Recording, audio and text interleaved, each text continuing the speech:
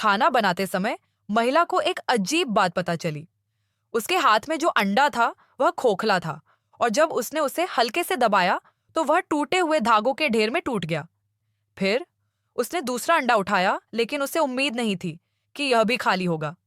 महिला तुरंत भ्रमित हो गई।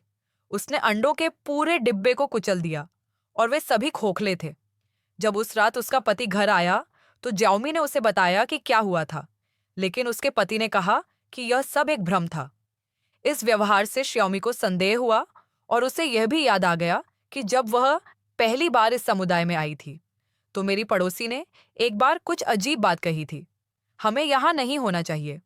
उस समय तो ज्याओमी को इसकी परवाह नहीं थी, लेकिन अब इसके बारे में सोचना अजीब लगता है। ये स्थान दुनिया के सबसे खुशहाल समुदाय के रूप में जाना जाता है, और निवासियों की दैनिक आवश्यकताएं समुदाय द्वारा निःशुल्क प्रदान की जाती हैं। यह कहा जा सकता है कि उन्हें खाने पीने की चिंता नहीं रहती और उनका जीवन चिंता मुक्त रहता है। लेकिन यहाँ के लोग विक्ट्री नामक एक प्रौद्योगिकी कंपनी में काम करने जाते हैं, और वे सभी प्रोग्रामर हैं। महिलाओं का जीवन भी बहुत नियमित है। उनके जाने के बाद उनके पास घर के काम करने के लिए 1 घंटा होता है, और वे 10 बजे फिर से नृत्य का अभ्यास करने के लिए एकत्र होते हैं, तथा दोपहर में वे धूप सेंकने के लिए स्विमिंग पूल के पास एकत्र होते हैं। वहां जीवन बहुत आरामदायक था, लेकिन एकमात्र शर्त यह थी कि वह समुदाय को छोड़कर नहीं जा सकती थी। लेकिन लंबे समय के बाद जाओमी को भी थोड़ा सुन्न महसूस हुआ। एक दिन जब वह घर का काम कर रही थी तो अचानक उसके मन में एक विचार आया, और उसने समुदाय में घूमने का निर्णय लिया। फिर वह निःशुल्क दर्शनीय बस में सवार होकर शीघ्र ही उस समुदाय में पहुंच गई। ड्राइवर ने उसे याद दिलाया कि वापस जाने का समय हो गया है। इस समय जाओमी को अचानक पता चला कि एक विमान पास की पहाड़ी पर दुर्घटनाग्रस्त हो गया है। उन्होंने ड्राइवर से मदद के लिए कहा, लेकिन ड्राइवर रास्ता नहीं बदल सका। जाओमी ने सोचा कि वह अनुचित व्यवहार कर रहा है, इसलिए वह कार से बाहर निकल गई। वह सड़क के किनारे लगे चेतावनी संकेतों पर ध्यान दिए बिना आगे बढ़ती रही। जल्द ही वह जमीन के एक टुकड़े पर आ गई, लेकिन काफी देर तक खोजने के बाद भी उसे विमान नहीं मिला। उसने पहाड़ की चोटी पर एक अजीब इमारत देखी। जिज्ञासा से प्रेरित होकर जाओमी कठिनाई से ऊपर चली गई। उसे नहीं पता था कि उसे इमारत तक पहुंचने में कितना समय लग गया था, लेकिन अंदर कोई नहीं था। जैसे ही उसने अपना हाथ शीशे पर रखा, अचानक व्यक्ति की आंखों में लाल रोशनी दिखाई दी, और फिर वह बेहोश हो गई। जब वह जागी तो उसने अपने आप को घर में बिस्तर पर लेटा हुआ पाया। इस समय उसका पति रसोई में खाना बना रहा था। श्याओमी ने उससे पूछा कि वह वापस कैसे आई, लेकिन उसके पति ने बताया कि वह घर पर ही सो रही थी और कभी बाहर नहीं गई थी। अपने पति का स्पष्टीकरण सुनने के बाद जाओमी को संदेह हुआ कि उसने अभी अभी कोई सपना देखा है। 2 दिन बाद वही अजीब बात फिर घटित हुई। महिला शीशे के पार देख रही थी, और उसने यह नहीं देखा कि उसके पीछे की दीवार धीरे धीरे उसके पास आ रही थी। पलक झपकते ही वह शीशे पर अटक गई और हिल नहीं सकी। सौभाग्यवश सब कुछ शीघ्र ही सामान्य हो गया। पता चला कि यह सब उसका भ्रम था। इस समय घर में फोन बज उठा, और यह पड़ोसी का फोन था। पड़ोसी ने ज्याओमी से कहा कि वह इस पर विश्वास न करे और सभी को यहां से भागने का रास्ता ढूंढना होगा। लेकिन ज्याओमी ने इसे गंभीरता से नहीं लिया और सीधे फोन काट दिया। परिणाम स्वरूप अगले दिन नृत्य कक्षा में उसने पाया कि दर्पण में उसका प्रतिबिंब पड़ोसी में बदल गया। जब जाओमी उलझन में थी तो काली लड़की ने अपना सिर कांच से टकराया। जाओमी अपने सामने के दृश्य को देखकर भयभीत हो गई, लेकिन अन्य निवासी उसे अजीब नजरों से देख रहे थे। जब जाओमी ने पलटकर देखा तो उसने पाया कि अभी जो कुछ भी हो रहा था वह सब एक भ्रम मात्र था। वह जल्दी से वहां से चली गई और पड़ोसी के घर जाकर पता लगाने वाली थी कि क्या हो रहा है, लेकिन उसने पाया कि पड़ोसी उस समय कुछ गंदा काम कर रही थी। पड़ोसी ने पलटकर श्याओमी को देखा और फिर सीधे चाकू का इस्तेमाल किया।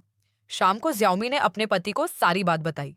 उसके पति को लगा कि उसे मानसिक समस्या है, और उन्होंने कहा कि उसे ठीक होने और अस्पताल से छुट्टी मिलने में ज्यादा समय नहीं लगेगा। दोनों में से कोई भी दूसरे को मना नहीं सका, इसलिए वे पूरे दिन झगड़ते रहे। पति ने डॉक्टर से श्याओमी की जांच करने को कहा, लेकिन जांच के नतीजों से पता चला कि उसमें कोई असामान्यता नहीं थी। इस समय ज्याओमी ने जानबूझकर पड़ोसी के मामले का उल्लेख किया। डॉक्टर ने ज्याओमी के पति को देखा और फिर कहा कि पड़ोसी को वास्तव में गाल की चोट के कारण अस्पताल में भर्ती कराया गया था। उन्होंने श्याओमी से यह भी कहा कि वह ज्यादा चिंता न करे। जब डॉक्टर ने अपना हैंडबैग खोला तो ज्याओमी ने उसमें पड़ोसी के बारे में एक निदान देखा। इसके बाद डॉक्टर ने निदान तो लिख दिया, लेकिन उसमें से कुछ महत्वपूर्ण जानकारी पूरी तरह से गायब कर दी गई। उन्होंने केवल एक वाक्य देखा कि व्यक्ति ने अंतिम चेतावनी के रूप में उपचार लेने से इनकार कर दिया है। उसके बाद ज्याओमी ने पड़ोसी को फिर कभी नहीं देखा, और यहां तक कि पड़ोसी का पति भी रहस्यमय तरीके से गायब हो गया। दूसरे दिन समुदाय की मासिक गायन और नृत्य पार्टी होती है। यहाँ आने वाले सभी पुरुष अपनी पत्नियों को साथ लाते हैं, क्योंकि वे सभी एक ही कंपनी के प्रोग्रामर हैं। हर कोई एक अद्भुत रात का आनंद ले रहा है, केवल ज्याओमी नाखुश है। अगले रात्रि भोज में ज्याओमी को अंततः मामले की सच्चाई का पता चलता है। महिलाएं सभाओं में तथा समुदाय के निवासियों में अजीब चीजें खोजती हैं। वे सभी न्यूयॉर्क से थीं और उनके पति एक ही कंपनी में संदेशवाहक के रूप में काम करते थे, और सभी की स्मृति केवल पिछले वर्ष तक ही सीमित थी, जब वे इस समुदाय में आए थे। ज्याओमी ने सोचा कि कंपनी के बॉस ने उनकी यादों के साथ छेड़छाड़ की है और जानबूझकर उन्हें इस आदर्श समुदाय में फंसा दिया है।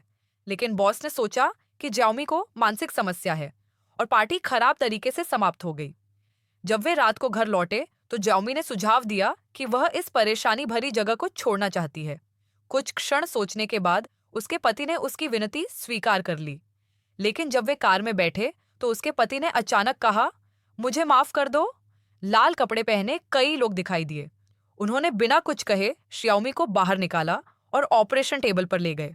ज्याओमी ने सुना कि कोई उसकी याददाश्त मिटाने वाला है, और फिर वह धीरे धीरे बेहोश हो गई। अगले दिन जब वह जागी तो वह पुनः समुदाय में लौट आई, जैसे कि कल रात कुछ हुआ ही न हो। जल्द ही समुदाय में शांति और व्यवस्था लौट आई। लेकिन एक दिन उसके पति ने काम से छुट्टी मिलने के बाद एक गाना गुनगुनाया। ज्याओमी को लगा कि गाना बहुत जाना पहचाना है, और फिर उसे अंततः सब कुछ याद आ गया। यह पता चला कि ज्याओमी की असली पहचान एक डॉक्टर थी, और उसका पति एक प्रोग्रामर था जो लंबे समय से बेरोजगार था। दोनों का जीवन हमेशा से ही बहुत कठिन रहा था, इसलिए अक्सर उनके बीच मतभेद होते रहते थे। पिछले दिनों पति को पता चला कि विक्ट्री नामक एक प्रौद्योगिकी कंपनी प्रायोगिक विषयों की भर्ती कर रही है।